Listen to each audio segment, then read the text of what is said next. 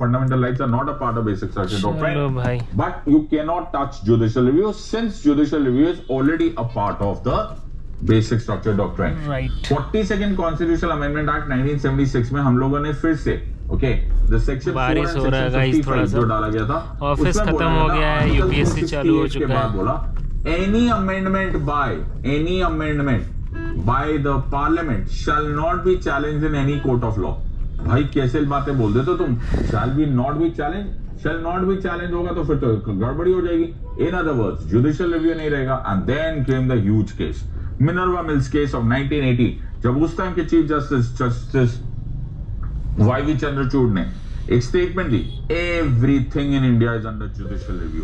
In other words, judicial review jam was लगा हुआ है। Considered to be omnipotent. ये चारों तरफ है. इंडिया में ऐसा कोई काम नहीं हो सकता, इंडिया में ऐसा कोई ऑफिस नहीं हो सकता, इंडिया में ऐसा कोई एक्शन नहीं हो सकता जो उसको जुडिशियल रिव्यू में कवर नहीं किया जा सकता. It is an integral part of basic structure doctrine. इसलिए कभी कभी क्वेश्चन आता है which judgement evolve the basic structure doctrine, तो वो आंसर आता है मिनर्वा मिल्स केस. क्वेश्चन आएगा which case gave birth to basic structure doctrine, तो वो answer will be the Kesavananda Bharati case. First time utilise तो Indira Nehru Gandhi versus Narayan case.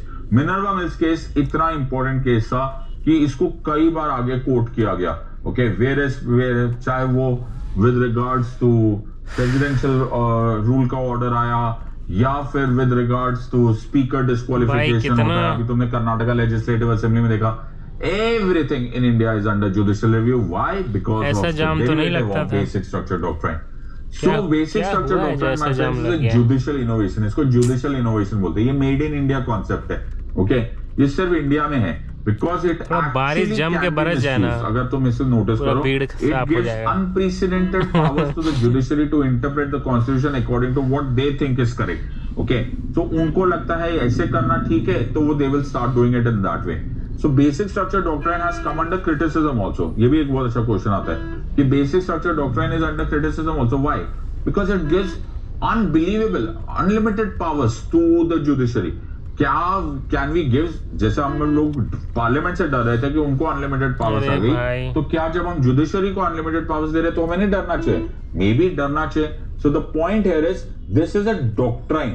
Okay, demand ये है कि अगर तुम्हें इसको देना भी है तो दो, लेकिन इसको कोडिफाई करो. Okay, make it codified, clear हो जाए कि ये बेसिक स्ट्रक्चर डॉक्ट्राइन है, ये basic structure of the constitution है, ये बेसिक स्ट्रक्चर नहीं है.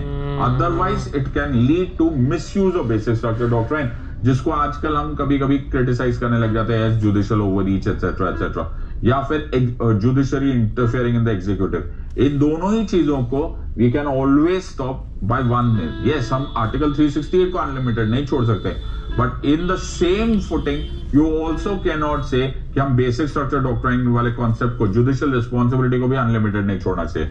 The best thing here is कि दोनों का best way basic structure doctrine रखो, लेकिन उसको कोडिफाई कर दो, उसको फिक्स कर दो. ये एटसेट्रा वर्ड छोड़ दो, क्यों? केस टू केस जज will interpret whether it is not और not, whether it is a part of basic structure doctrine. It can lead to arbitrariness and ambiguity. When we are dealing with constitutional amendments, हम लोग deal कर रहे हैं article 368. हम लोगों ने जब last time basic structure of the constitution पढ़ा तो हमने उसमें आर्टिकल 368 में बहुत क्लियरली मेंशन किया था that parliament has got the power to amend the constitution. Only the parliament. वहां पे स्टेट लेजिस्लेचर्स को रोल नहीं है, unlike in USA where states are involved in in constitutional amendment.